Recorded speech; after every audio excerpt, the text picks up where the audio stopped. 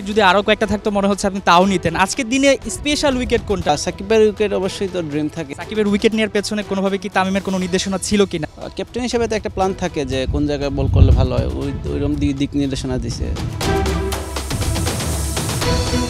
ফতুল্লায় রেজাউর রহমান রাজা করল কামাল, চোখে মুখে সর্ষে ফুল দেখলো সাকিবের শেখ জামাল। ডিপিএল এ সুপার লিগের শেষ ম্যাচটায় বন্ধু সাকিবকে তামিম দিল লজ্জাজনক হার উপহার।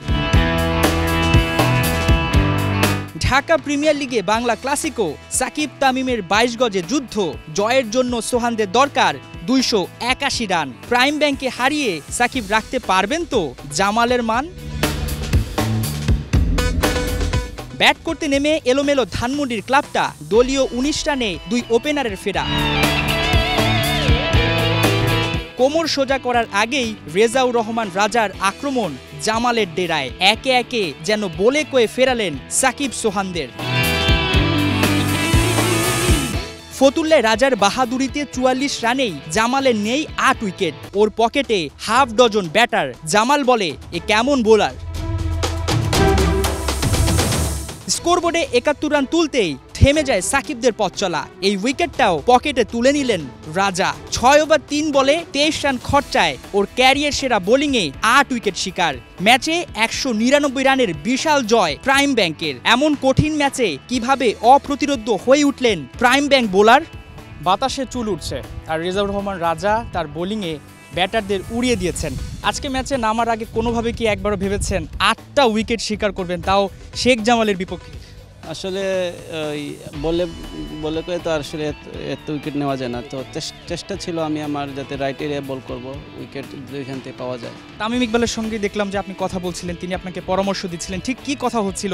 তামিম ইকবাল যেহেতু অনেক অভিজ্ঞ একজন ক্রিকেটার, তিনি প্রতিপক্ষকে খুব ভালো জানেন, আলাদা কোনো পরামর্শ কি আপনাকে দিয়েছিল কিনা? হ্যাঁ, অবশ্যই। উনি যেহেতু আমাদের টিমের ক্যাপ্টেন, তো ওনাদের একটা প্ল্যান থাকে। তো আমি যখন বোলিং আসছি তো উনি একটা প্ল্যান দিচ্ছিল যে কোন ব্যাটসম্যানের জন্য কোন জায়গায় বল করলে ভালো হয়।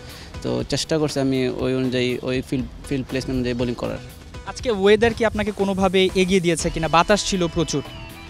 আসলে আজকে ওয়েদারটা একটু আমার কাছে মনে হয় ভালো ছিল, যে লাইক পেস বোলার, তো বাতাসে আমার কাছে মনে হয় একটু হেল্প ছিল পেস বোলারদের। তো চেষ্টা করছি আসলে, আমরা সবচেয়ে বড় কথা হচ্ছে আমরা রাইট এরিয়াতে বোলিং করছি। আমি যেমন হাসান মাহমুদ, দুইজন চেষ্টা করছি রাইট এরিয়াতে বল করছি, আলহামদুলিল্লাহ সাকসেস হয়েছি।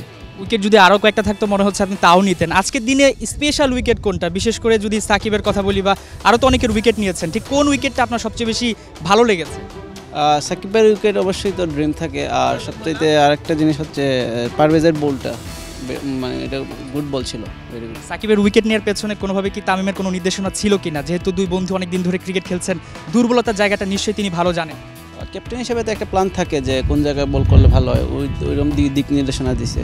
তো আমি চেষ্টা করছি ওই জায়গায় বল করার। সামনে প্ল্যান কি? সামনে প্ল্যান হচ্ছে আমার সামনে যেহেতু আজকে প্রিমিয়ার লিগ শেষ হয়েছে, আমি আমার নিজে প্রিপেয়ার হব। যদি আল্লাহর মতো কোথাও ডাক পাই বা সুযোগ পাই, ওইখানে যোগদান করব। রাদার দেন আমি আমার নিজে প্র্যাকটিস নিজে চালিয়ে যাব।